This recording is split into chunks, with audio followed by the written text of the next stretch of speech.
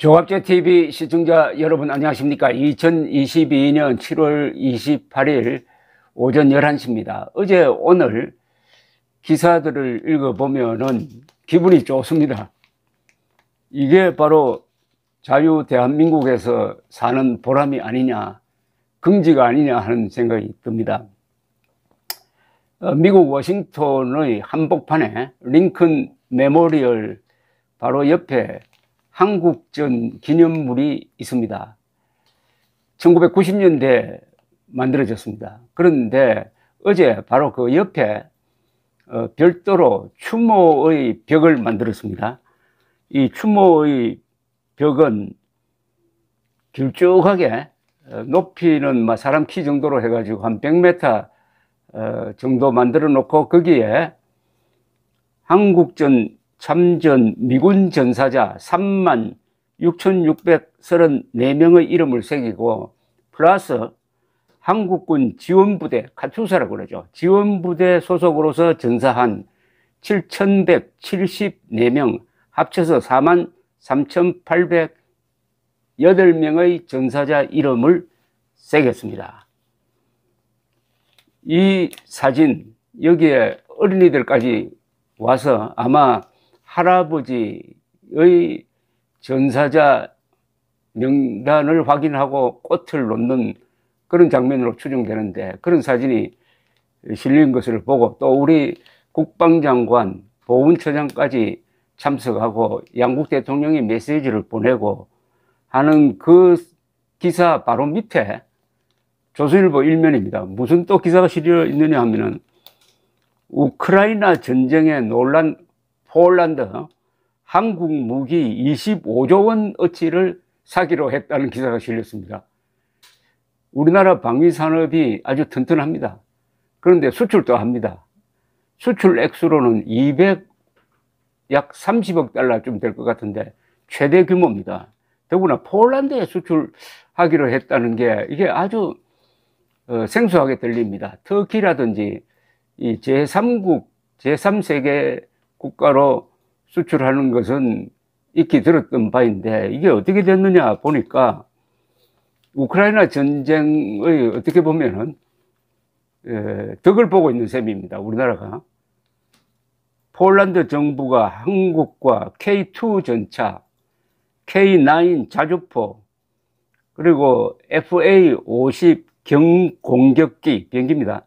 등 무기 도입 계약을 체결했는데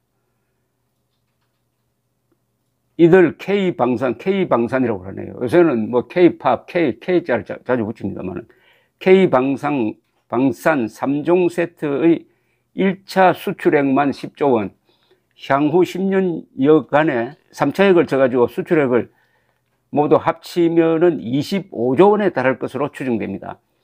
그러니까 25조 원을 사기로 계약을 했다, 확정 계약을 했다는 이야기입니다.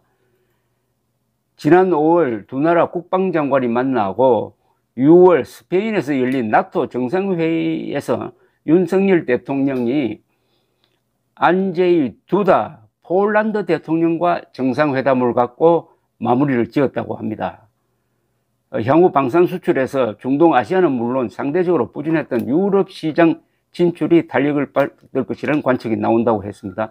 폴란드 정부는 이날 FA-50 경공격기 개량형 48대를 비롯하여 K2 전차 980대와 K9 자주포 648대의 기본 계약을 체결했다고 밝혔는데, 이번에 폴란드로 수출될 K2 전차는 현대로템이, K9 자주포는 한화 디펜스, 그리고 FA-50 경공격기는 한국 항공우주산업이 각각 생산하고 있습니다. 폴란드가 대규모 무기 조기 도입에 나선 이유는 러시아와 전쟁 중인 우크라이나 지원을 폴란드가 많이 했습니다. 그러다 보니까 전력 공백이 생겼어요. 당초 폴란드는 미국 항공기와 독일 전차 도입을 우선 검토한 것으로 알려졌지만 최종적으로 한국산을 택했습니다. 이 두 기사는 서로 연관성이 있습니다. 6.25가 났을 때 우리나라는 무기를 전혀 만들지 못하고 미국이 제공한 무기를 썼습니다. 그때는 소총도 만들지 못했습니다. 오죽하면은 이승만 대통령이 6.25 남침 당일 무초 미국 대사를 불러가지고 무기를 달라, 무기를 주지 않으면은 우리는 짝대기와 돌멩이로 싸우는 수밖에 없다 라는 이야기를 할 정도로 아주 애처로운 상황이었는데 74년이 흐르니까 세계적인 무기 수출 국가가 되었다는 겁니다. 어떻게 이렇게 됐겠습니까?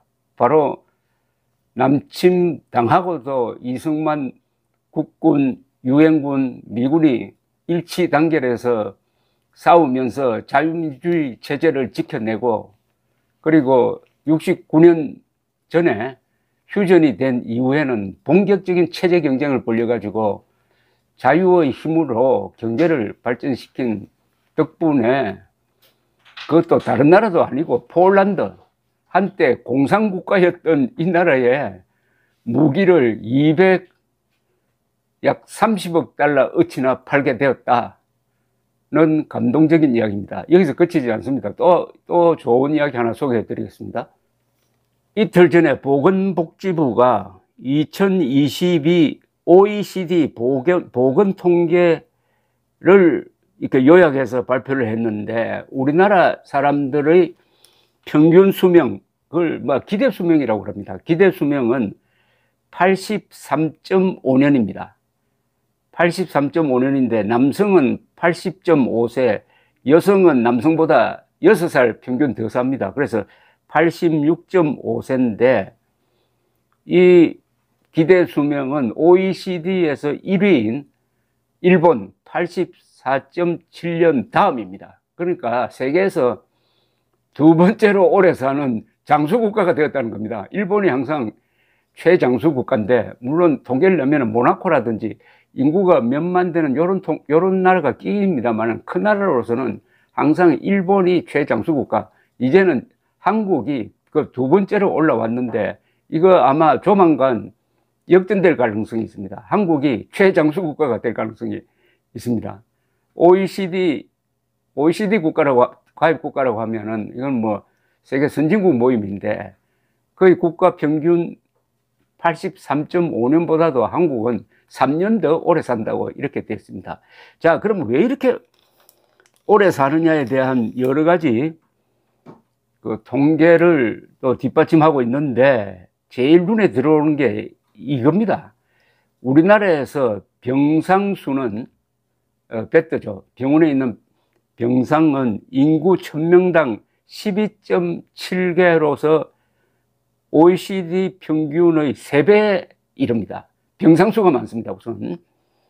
그 다음에 의사수는 인구 1000명당 2.5명으로 OECD 평균 3.7명에 못 미치지만은, 그 다음이 중요합니다. 국민 1인당 연간 외래 진료 횟수는 14.7회로서 OECD 평균의 3배에 달합니다. 이게 뭐냐면은, 의사 수는 적지만은 병상 수는 많습니다. 그러나 의사를 만나서 외래 진료를 받는 횟수는 OECD보다도 3배나 많답니다.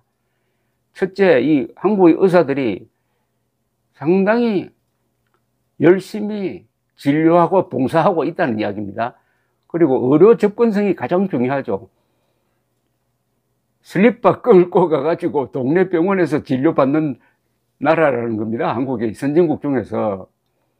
근데 외국에서는 예약을 하지 않습니까? 예약 기다리다가 죽는 사람도 많고, 이 시간 단축, 한국 사람들의 장기인 빨리빨리 하면서 또 정확하게 하는, 이게 바로 한국인의 평균 수명을 획기적으로 높였다. 더구나 코로나 사태를 겪으면서 한국의 의료체제가 이제는 세계에서 최고라는 이야기를 듣습니다. 그 전에는 한국의 의료체계는 미국 다음이다가 아니라 이제는 미국보다 앞선다는 이야기까지 들을 정도니까, 그 모든 자료가 결국 평균 수명으로 나타났습니다. 저는 어느 나라의 통계 중에서 제일 중요한 거를 두 개로 보는데요. 1인당 국민소득과 그 다음에는 평균 수명입니다. 근데 이게 비례관계에 있죠. 평균 수명 세계 1등이라고 해야 됩니다. 아마 조만간 1등이 될 테니까. 1등 되는 나라, 전란으로서 300만 명이 희생된 나라에서 70년 만에 이런 기적을 만들어낸 한국인들, 이제는 그 정치권에서 일어나고 있는 소소한 이야기 잊어버리고, 어제 오늘은 이번 주말까지 포함해가지고 좀 고마워하는, 전몰자에 대한 감사하는 마음이 바로 그게 애국심이고, 그렇게 고마워하는 마음이 있으면은 공짜를 우선 싫어합니다. 공짜 좋아하는 사람 특징이 고마움은 몰라요. 고마워하는 마음과 공짜를 싫어하는 마음을 접고, 세계에서 평균 IQ가 1등인 나라가 세계에서 대학 진학률 1등을 기록하고, 그리고 아직도 OECD 국가 중에서 노동시간이 제일 깁니다. 그런데 또 제일 오래 산다. 이건 뭐 세계 1등을 아주 독식을 하고 있습니다. 그게 다 6.25 때 우리가 맞서 공산당과 싸운 그런 덕분이라는 것을 오늘 신문 기사로 확인할 수가 있었습니다. 또 하나 있습니다. 이 삼성전자 이야기만 나오면은 뭐 대부분이 신나는 이야기입니다. 삼성전자가 2분기 그러니까 4, 5, 6월이죠. 2분기 영업이익이 14조 971억 원, 작년 동기보다 12.2%가 늘었다. 이것을 뒷받침한 2분기 매출액은 77조 2천억 원, 전년 동기 21%가 늘었다는 겁니다. 어마어마한 것 아닙니까? 요사이 세계적 경제 불황 속에서 매출액이 21%나 늘었다는 겁니다. 21%. 그런데 이 부문별로 보면은 역시 반도체입니다. 반도체가 매출액이 28조 5천억 원, 영업이익이 9조 9,800억 원입니다. 이 영업이익률이 굉장하지 않습니까? 28조 5천억 팔아가지고 영업이익이 9조 9,800억 원, 30% 이상의 이익률을 보여주고 있습니다. 그 다음에 스마트폰, 그 다음에 가전, 다 잘 되는데, 여기에 또 환율, 원달러 환율이 올라가서 수출 산업을 지금 도와주고 있습니다. 이게 합쳐져 가지고 이런 기적을 만들어냈습니다. 어제 이 한덕수 국무총리는 국회 대정부 질문에서 국민의힘 박성중 의원이 지금 세계적으로 반도체 전쟁이 진행 중인데, 반도체 사령관은 지금 유죄 상태에서 지금 가석방 상태이다. 그러니까 제대로 전쟁 좀 지휘하도록 8.15 특사에 이재용 부회장을 포함시켰으면 좋겠다고 하니까 한덕수 총리가 건의하겠다라고 했습니다.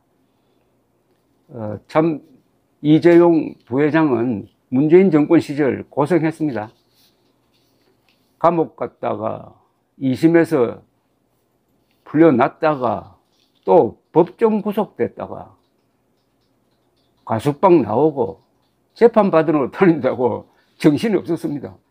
그러면서도 삼성전자를 이렇게 잘 이끌었다는 거, 이것 또한 기적입니다. 이 한국 사람들은 참 위기에 처하면은 아주 젖먹을 때 힘까지 다 쏟아 부으니까 이런 일이 일어나는데, 이제는 이재용 부회장도 홀가분하게 이 세계적인 경제 전쟁의 핵심인 반도체 경쟁에서 대한민국을 잘 이끌어 줄 것을 바랍니다. 오늘 일어난 일을 다 종합을 하면은 이거 아닐까요? 성경에 이런 이야기가 있습니다. 악을 악으로 갚지 말고 만인 앞에서 선을 행하여 악을 이겨라. 북한 공산당의 이 악행을 악행으로, 우리가 똑같은 악으로 갚아서는 안 된다는 거죠. 우리는 자유와 평화를 놓지 않고, 그래도 독재로 가지 않고, 자유, 평화, 번영을 기약하면서 지난 70여 년 동안 북한 노동당 정권의 도전과 암살 위협과 테러를 다 견디면서 똑같은 방법으로 북한을 때리지 않고 참으면서 나라를 발전시키다가 보니까 서울올림픽도 성공하고, 서울올림픽이 결국 동구공산권 무너지는데 상당한 역할을 하면서 냉전 승리는 한반도에서 이루어졌습니다.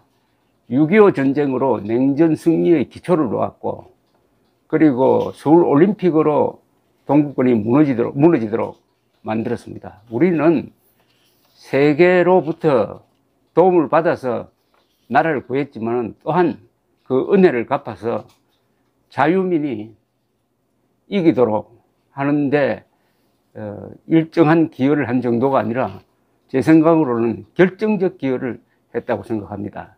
그래서 어제 7월 27일은 단순한 휴전 기념일이 아니라 사실은 전쟁 승리의 날인데, 다만 한반도 안에서는 아직도 결판이 나지 않았으므로 한 70%는 이긴 전쟁이다. 언젠가는 자유통일을 해가지고 6.25를 완전히 이긴 전쟁으로 세계사적 의미가 있는 세계의 자유민을 구한 이기는 전쟁으로 기념하는 그날을 기다려 봅니다. 감사합니다.